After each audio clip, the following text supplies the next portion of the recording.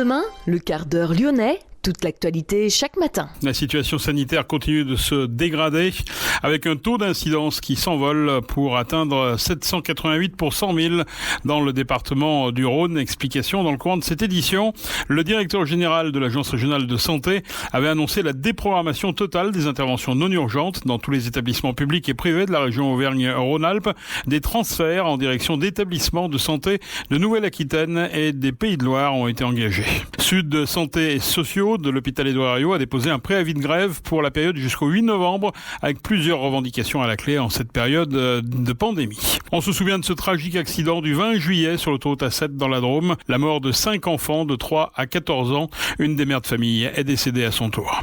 Le retour à Lyon pour Camille Gainsburger à l'issue de 15 jours en mode Blablacar et vélo. Un Tour de France engagé par le Globetrotter de 78 ans pour faire découvrir les vélos en libre service. Dernier carnet de route dans cette édition. Alors que l'un des 2 opérateurs de trottinettes électriques à Lyon, l'Allemand Tyr, lance pour la première fois un abonnement illimité.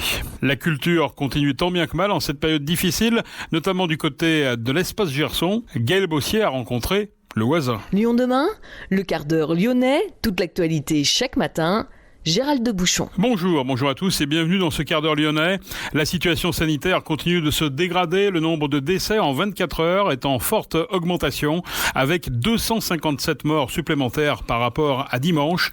Au plan national, les effets du couvre-feu ne se font toujours pas sentir dans la métropole. Le taux d'incidence continue à s'envoler pour atteindre 788 pour 100 000 pour la semaine glissante du 17 au 23 octobre. Dans le Rhône, le taux d'incidence atteint 783 pour 100 000.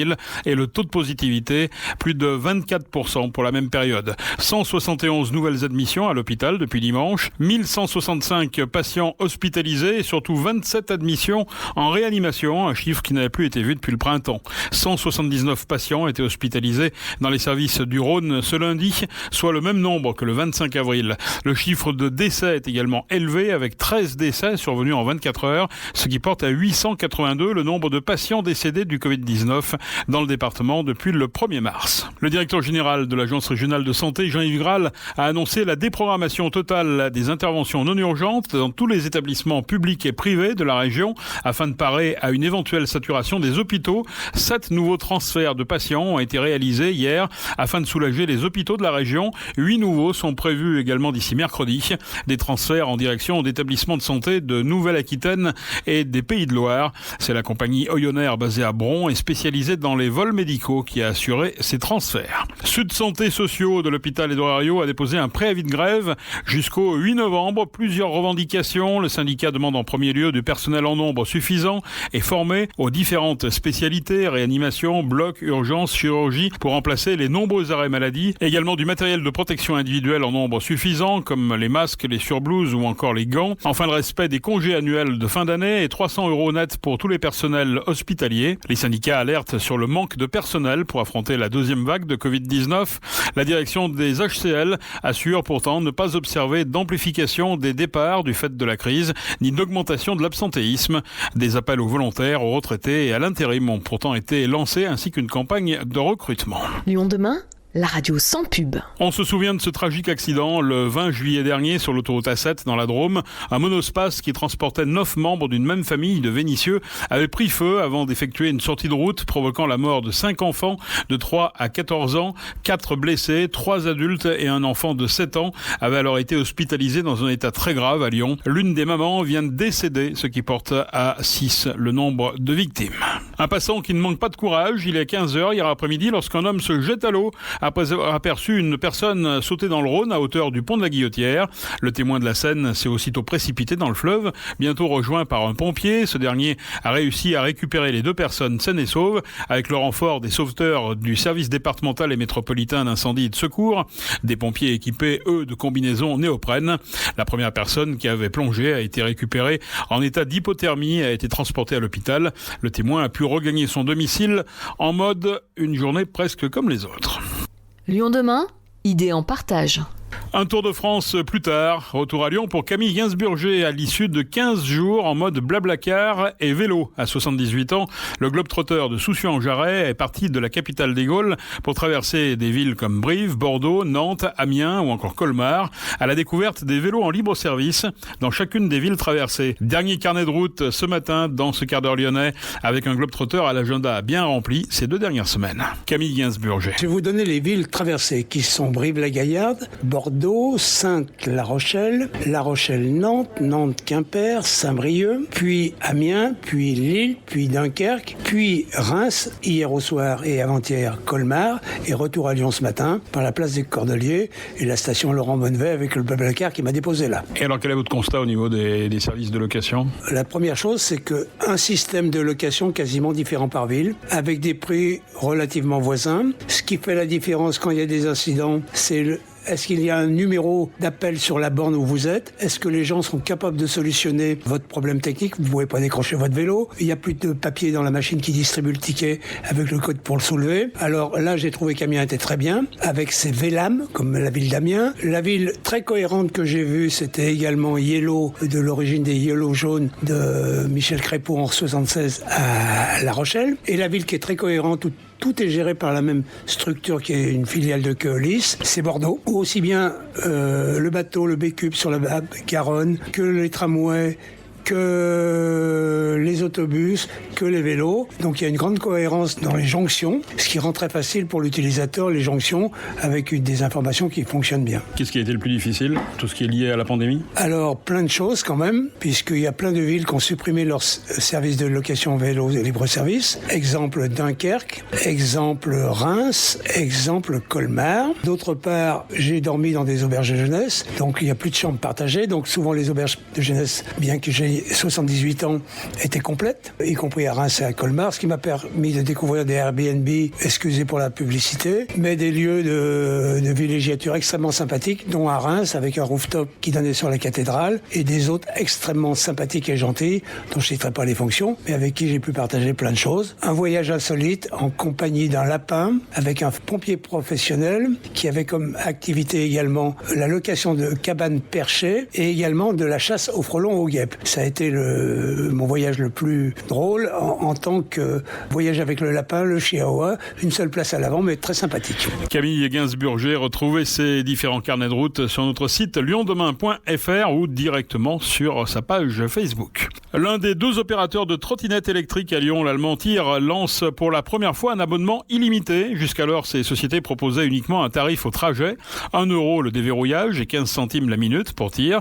Également des passes à la journée ou des abonnements mensuel avec déverrouillage illimité, mais durée d'utilisation restreinte.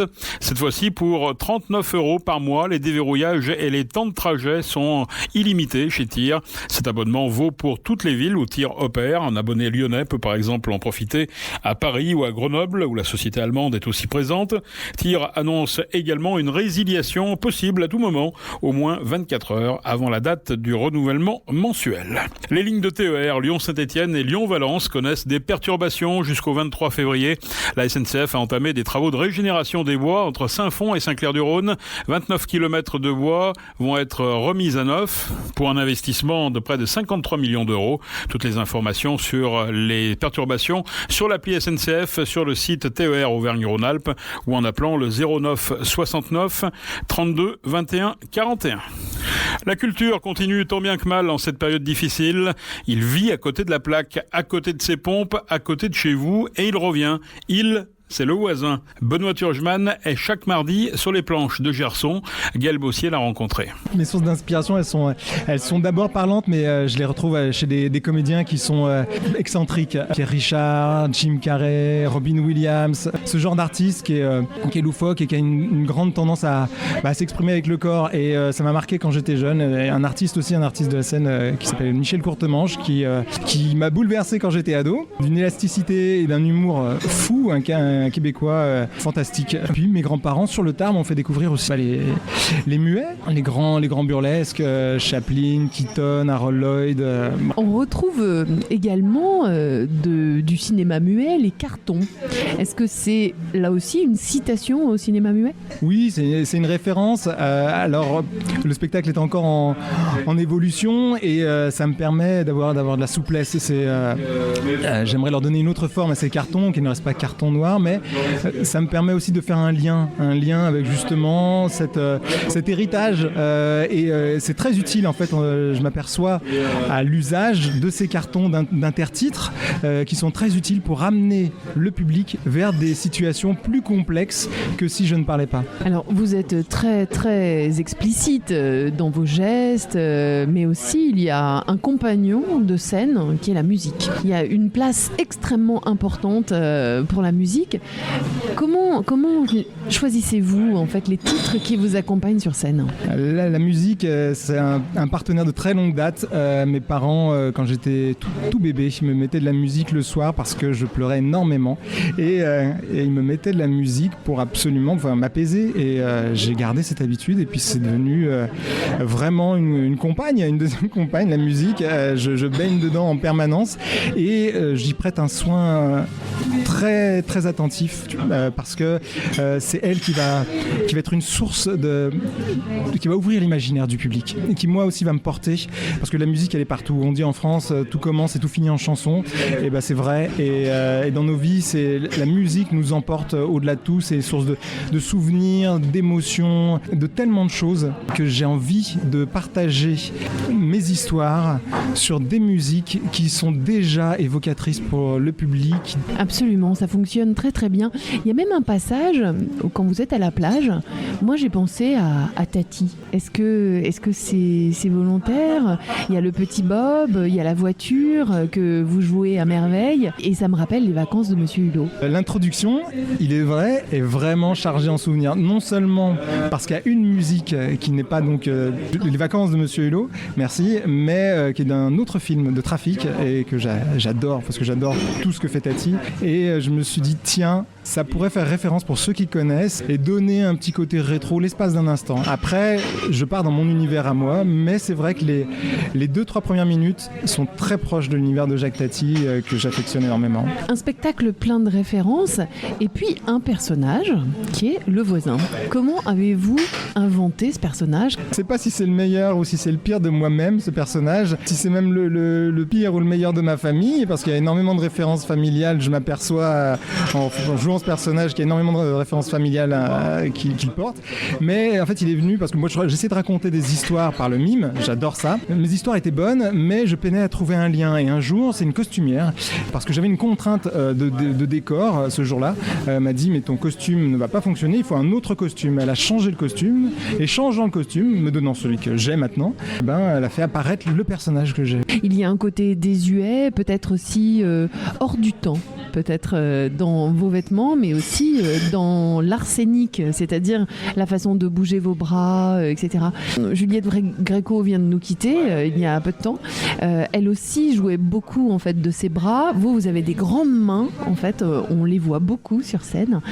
C'est très émouvant en fait de vous voir comme ça. Alors je vous compare pas bien sûr à Juliette Gréco, ça serait difficile, mais on sent qu'il y a toute une tradition comme ça autour de ces gestuels qui accompagnent aussi la musique, peut-être la danse. Est-ce que c'est aussi votre formation ? Oui, dans ma formation de mime, il y avait des cours de danse classique, à l'ancienne d'ailleurs, assez rigoureux. J'ai retrouvé aussi, parce que j'avais Marcel Marceau comme maître, j'étais dans son école. Quand il nous parlait de l'histoire du mime, mais il nous parlait aussi de sa jeunesse. Et lui, qui a fréquenté également les musicals, non seulement les musicals, mais aussi les cafés-concerts. Il a écumé les cafés-concerts, plusieurs soirées où il jouait des numéros dans différents cafés-concerts, comme aujourd'hui les stand-uppers jouent plusieurs fois dans la soirée, 5 minutes. Et voilà, il a joué avec certainement aux côtés de Gréco, des frères Jacques, de Boris Vian, toute cette époque. J'espère en tout cas que mes auditeurs viendront à Gerson le mardi jusqu'au 29 décembre. Merci beaucoup Benoît Torchman pour Le Voisin. Merci. Merci beaucoup. Une interview à retrouver en intégralité sur le site lyondemain.fr. En raison du couvre-feu, le spectacle est programmé à 18h30 à l'espace Gerson. Le bar ouvre à 18h. L'espace Gerson est situé 1 place Gerson Lyon, en plein cœur du Vieux-Lyon. Et puis en basket, après avoir raté 5 matchs, l'Asvel doit reprendre la compétition jeudi face à Zalgiris Kaunas. Notez que le match est avancé de 20h45 à 18h en raison du couvre-feu, avec une jauge de 1000 spectateurs. Le choc contre Monaco, programmé lundi, a pour sa part été reporté. C'est la fin de ce quart d'heure lyonnais. Merci de l'avoir suivi. On se retrouve demain, même heure, même antenne. Restez prudents.